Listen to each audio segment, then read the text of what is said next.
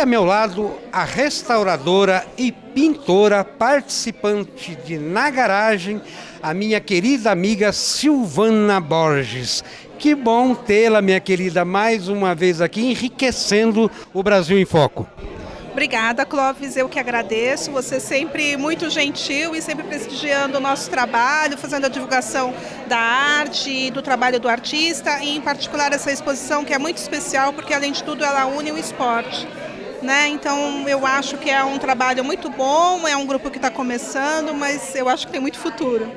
Agora, como é para uma restauradora já com nome consolidado, uma artista com nome consolidado nacionalmente e internacionalmente, participar de uma exposição temática retratando grandes nomes do automobilismo brasileiro? Eu acho que todo artista, ele tenta se superar, E participando de uma exposição desse tipo, temática, em que você tem que ficar atento a um tema mais específico, você tem um desafio, É um desafio lançado. Então eu acho muito interessante, é um estímulo a mais para construir a obra, apesar de também ser uma dificuldade.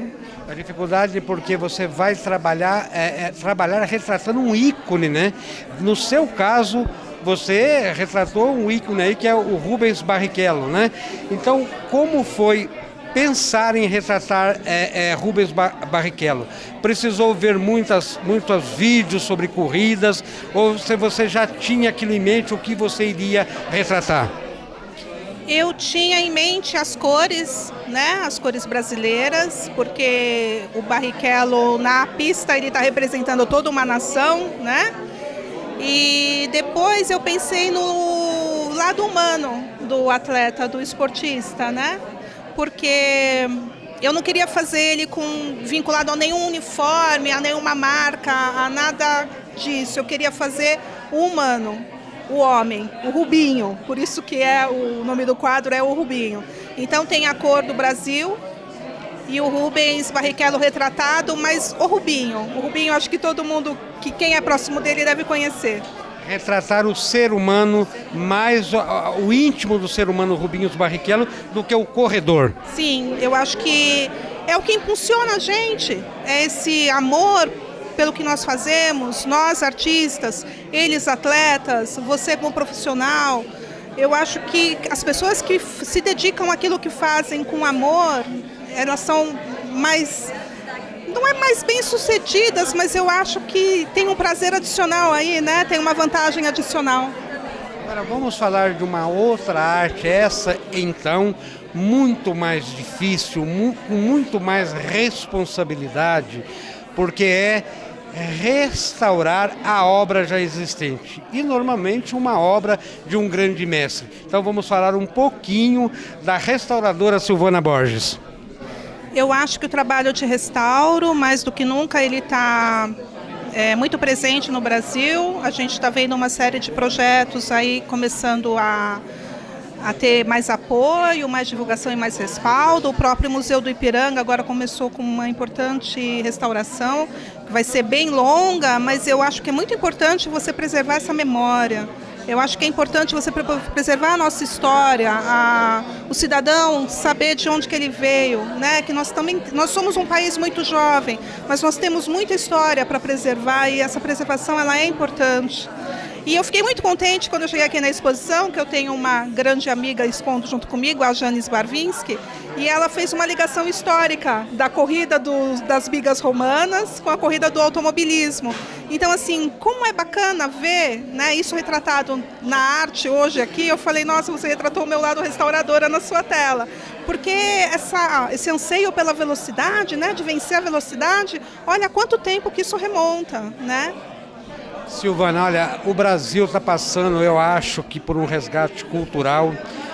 O patrimônio público começou a ser olhado com mais cuidado, com mais carinho.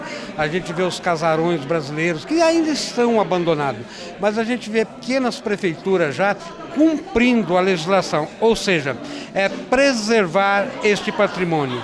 Você acha que preservando esse patrimônio, o Brasil realmente fará um resgate cultural? O Brasil é um país que ele é único nesse quesito, porque nós temos diversas culturas aqui, não misturadas, mas uma agregando a outra, né? Convivendo simultaneamente de uma forma harmoniosa. Isso é um grande privilégio. Nós temos aqui um caldeirão fervilhante de culturas.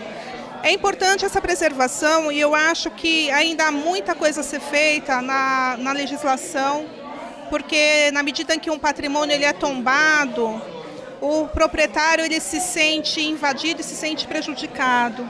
Eu acho que a legislação ela deve ser revista para que a pessoa sinta que preservar o patrimônio é um privilégio, né? E que ele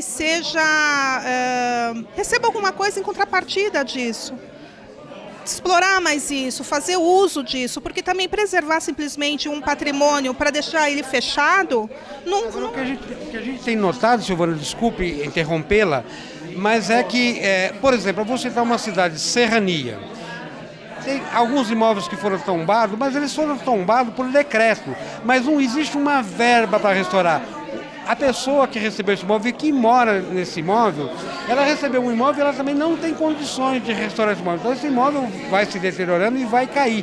Então não basta no decretar, esse imóvel será tombado ou foi tombado. Precisa que haja uma verba disponibilizada e que o próprio órgão público cuide dessa restauração, você não acha? Exatamente, é isso mesmo. Você resumiu em poucas palavras o que eu estava tentando explicar, porque... eu acho que é importante a preservação, mas a pessoa ela tem que viabilizar, né? O poder público tem que viabilizar a preservação, porque na maioria das vezes é isso, o casarão ele já está em estado precário porque o proprietário não tem condição de mantê-lo. E ele também não tem nenhum incentivo para mantê-lo, né? Então, assim, poxa vida, a gente está aqui hoje, ó, tanta gente reunida num saguão, fazendo arte, tem tanto local aí que podia estar abrigando mais movimentos, e não só artísticos, de pintura, literários, arte popular, o grafite, uma série de coisas. E fazer com que o próprio cidadão se aproprie desse espaço, se sinta dono desse espaço, se sinta incentivado a preservá-lo. Antes de encerrarmos a entrevista, já agradecendo pela mesma, deixa aí, por favor, o seu endereço eletrônico. Para contato, ateliersilvanaborges@hotmail.com.